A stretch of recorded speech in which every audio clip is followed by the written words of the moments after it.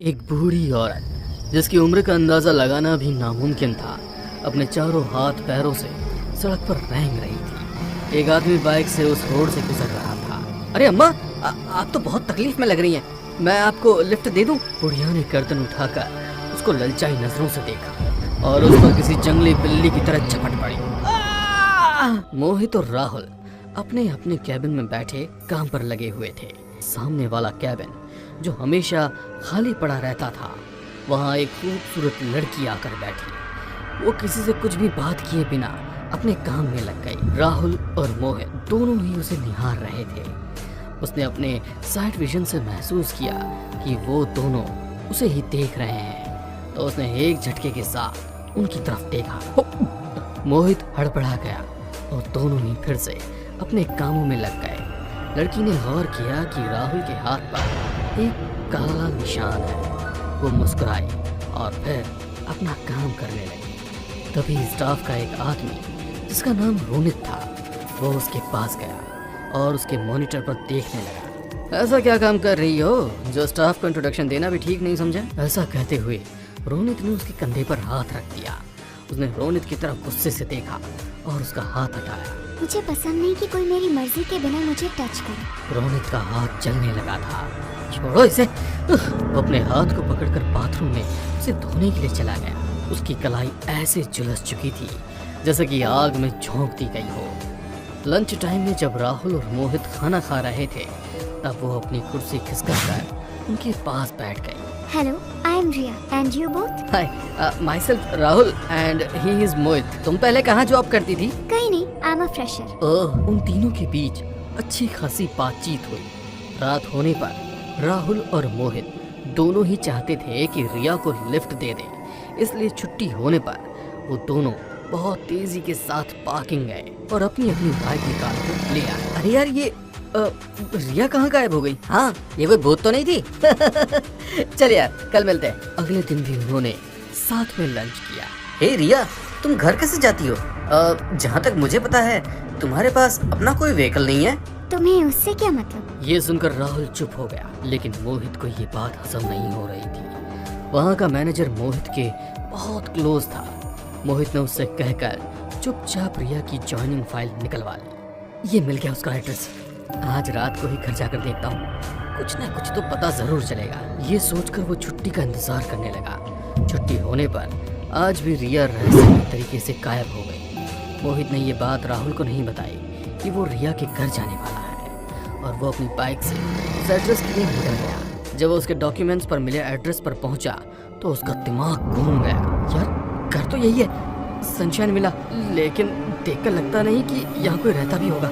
उसने घर के अंदर जाकर देखा तो सच में उसकी हालत बहुत खराब थी और उसके अंदर कोई भी नहीं था। इसका मतलब है कि उसकी आईडी फेक है। ऐसा कहकर वो घर से बाहर निकला। मोहित, इधर आओ। घर के ठीक बराबर में कब्रिस्तान दिखाई दे रहा था, जहाँ से रिया की आवाज आ रही थी। क्या हुआ मोहित? इधर आओ, मुझसे मिलने आए थे ना? अब मोहित उस आवाज की तरफ भागा।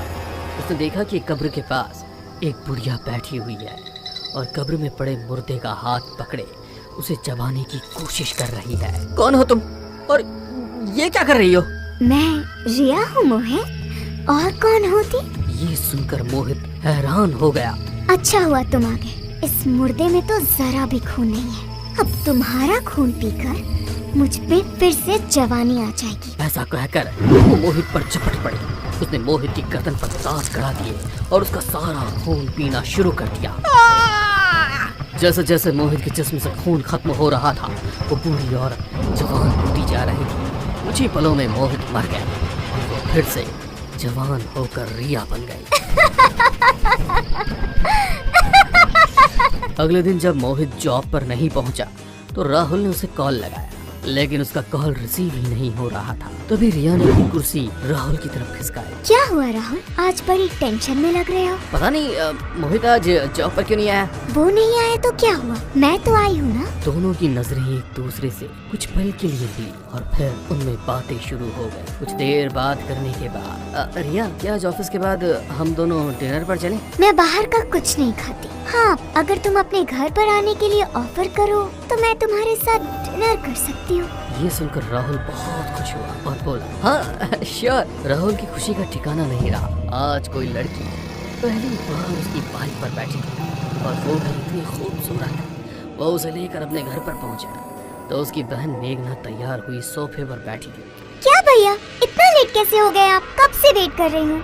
मेघना, तुमको दिखता नहीं? घर पर कोई आया है? आई एम सॉरी, बट मुझे पार्टी के लिए पहले ही देर हो चुकी है। ये सुनकर राहुल रिया की तरफ देखने लगा। मैं जा रही हूँ, 1 बजे तक आ जाऊंगी। ऐसा कहकर वो वहाँ से निकल गई। आई एम सॉरी, वो मम्मी पापा के जाने के बाद ना ऐसी थोड़ी सी बदतमीज हो गई है। तुम बैठो, मैं पानी लाता हूँ। उसने रिया को सोफे पर बिठाया और पीने के लिए पानी दिया। उनकी बिल्ली किटी म्याऊं म्याऊं करती हुई रिया की तरफ अजीब निगाहों से घूरने लगी। रिया ने उसे पकड़कर गोद में बिठा लिया।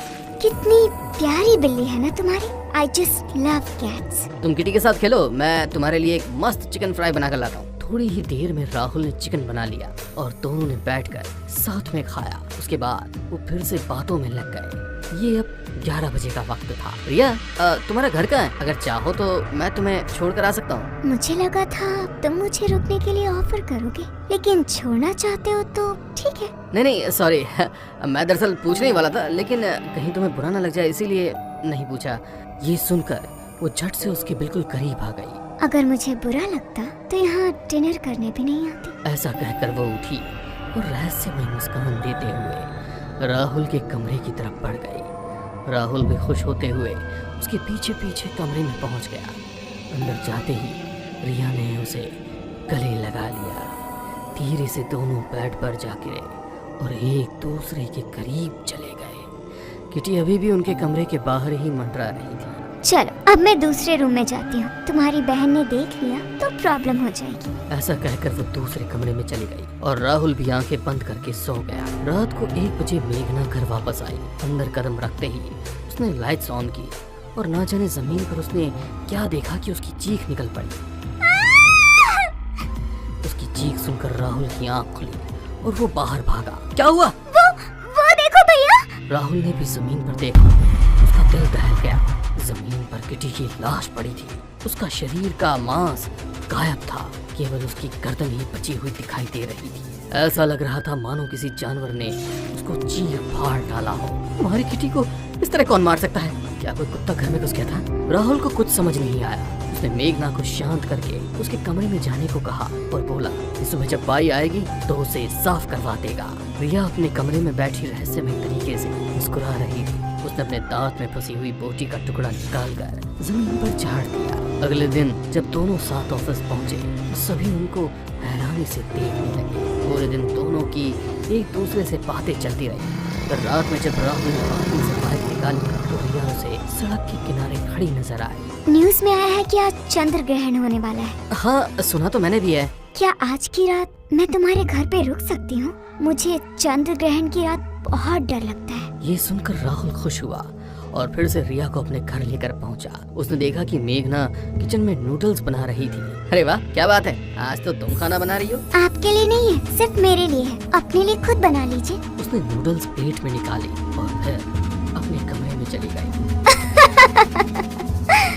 तुम्हारी बहन तुम्हारी जरा भी इज्जत नहीं करती। कोई बात नहीं, मुझे कोई फर्क नहीं पड़ता।